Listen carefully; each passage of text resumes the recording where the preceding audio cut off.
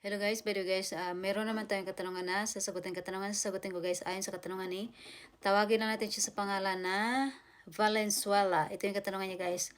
Ma'am, kapag po ba walang nakalagay na blacklisting at ban period sa passport, ibig po bang sabihin yun, pwede pa po bang mag-work against sa SG? Wala po bang record sa MOM? Salamat po ma'am, sana po masagot niyo ma'am, God bless po. Okay ma'am, hindi kita masagot ng 100% pero sasagutin kita ayon sa experience nung kaibigan ko o nung kakilala ko. Magkaisang agency din kami at saka parehang year din kami pumunta ng Singapore. Okay. Pina-blacklisted siya ng ganito kasi yun pag ipa-blacklisted kayo ng employer nyo o ng dati yung employer sa MOM po yun.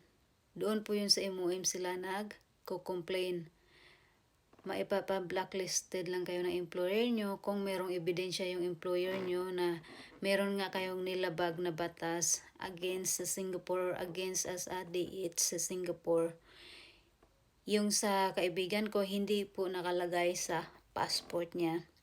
Kaya lang naman namin nalaman na blacklisted siya kasi nung gusto niya bumalik ng Singapore, chinek uli ng agency namin yung record niya kasi i-apply bago kasi hanapan mo na ng employer kapag ex-Singapore ka na, chinecheck yan ng agency yung record mo sa MOM kung maganda ba yung feedback na iniwan doon ng mga employer mo. Ngayon yung sa kanya pina-blacklisted siya. Pina-blacklisted siya ng employer niya, hindi niya alam na pina-blacklisted pala siya. Nalaman na lang namin nung chinek nga nung agency namin. Tapos yung agent namin sinabi sa akin na, hey, alam mo ba na si ano blacklisted pala? Blacklisted siya dito. Nagulat lang ako. Yun, hindi yun nakalagay sa o nakatatak sa passport ng kaibigan ko. Kaya kung pero hindi ko rin masabi baka sa iba ganun. Pero para maka-make sure ka talaga, pwede ka naman mag-apply sa agency. Tapos yung agency, i-check po nila yon kasi hindi naman po kayo makukuhaan ng panibagong working permit kung kayo ay blacklisted sa Singapore as a worker.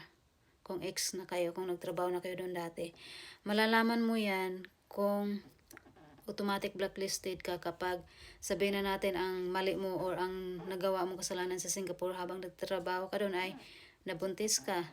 Isang red flag po yun kasi against the law po as a DH po yun yung nabuntis ka or nagnakaw ka kung ganun yung complain doon sa MOM. May tendency na hindi ka na talaga makakabalik as a worker sa Singapore. Okay, sana sagot yung katanungan.